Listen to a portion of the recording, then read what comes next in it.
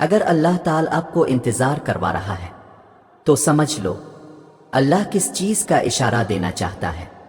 سنو، یہ مشکل وقت ختم ہو جائے گا، یہ پریشانی، یہ غم میں برے دن سب ختم ہو جائیں گے، یہ ٹوٹ پھوٹ کا احساس، یہ آنسو، یہ تکلیفیں، یہ صرف ایک وقت تک ہے، پھر سب کچھ دوبارہ ٹھیک ہو جائے گا۔ بس تم اللہ پر یقین رکھو اور اپنا معاملہ اللہ کے سپرد کرتے جاؤ۔ سنو، اللہ کا قرآن ہمیں کہہ رہا ہے کہ اللہ کو تمہارے غم کا احساس ہے، اللہ کو تمہاری ہر انکہی بات کا علم ہے، اللہ تمہارے ہر ادھورے خواب سے باخبر ہے۔ وہ درد میں پڑے اپنے بندے کو یوں ہی نہیں چھوڑتا، وہ بس ان ٹوٹے دلوں کو سجدوں میں لگا دیتا ہے، ان روتی آنکھوں کا سکون دعاؤں میں لکھ دیتا ہے، اور جو دل سجدوں میں کن کے منتظر رہتے ہوں ان کے لیے خدا کی محبت مثالی ہوتی ہے۔ جانتے ہو، دعا کی قبولیت کی ایک علامت یہ بھی ہے کہ وہ دعائیں آپ کو بدلنا شروع کر دیں گی۔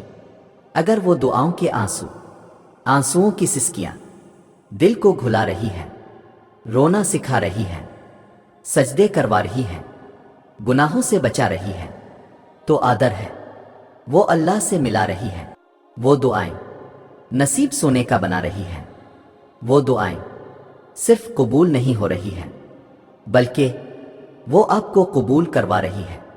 جانتے ہو، اللہ آہستہ آہستہ تمام دنیاوی سہاروں کو آپ سے الگ کرتا ہے، اس لیے نہیں کہ آپ بے سہارا ہو جائیں بلکہ اس لیے کہ آپ کو رب کا سہارا صاف اور نمایاں نظر آئے، تاکہ آپ ہمیشہ اللہ پر بھروسہ رکھیں۔ سنو، جو کہانی اللہ کے سپرد کر دی جائے، اس کہانی کا اختتام کبھی بھی آنسوؤں پر نہیں ہو سکتا۔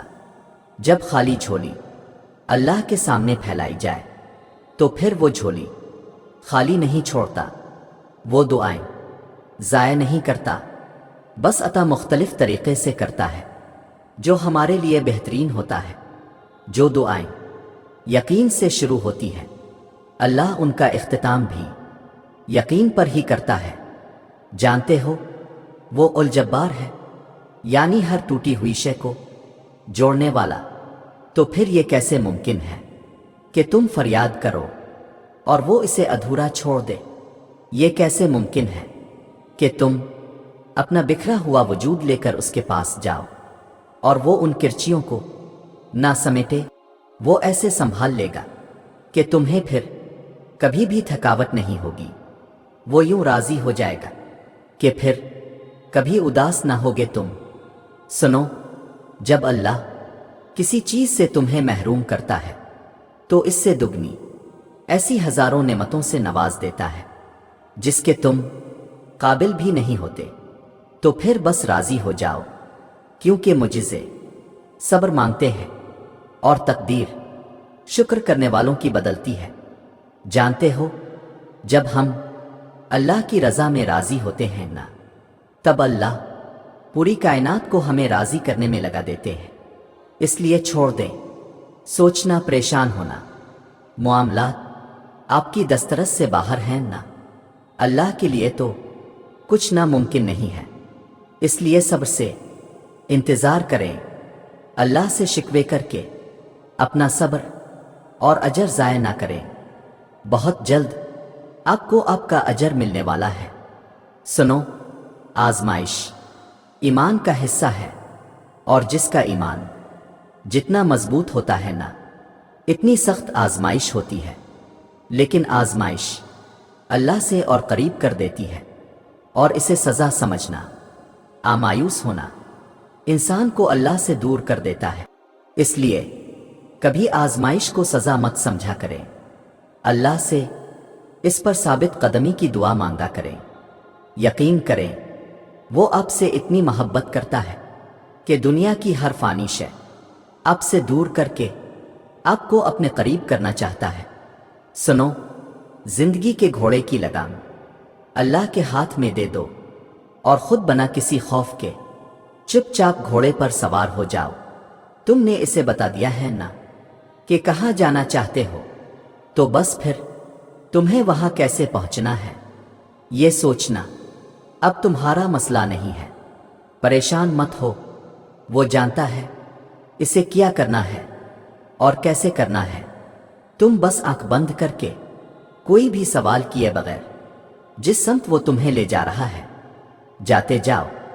اسے تم سے اور چاہیے ہی کیا سوائے اس پر توکل کے سو جو ہو رہا ہے یقین رکھو کہ وہی بہترین ہے، کیونکہ جب تمہاری آنکھ کھلے گی تو تم وہیں ہوگے جہاں تم ہونا چاہتے تھے، پھر جہاں تمہیں ہونا چاہیے تھا۔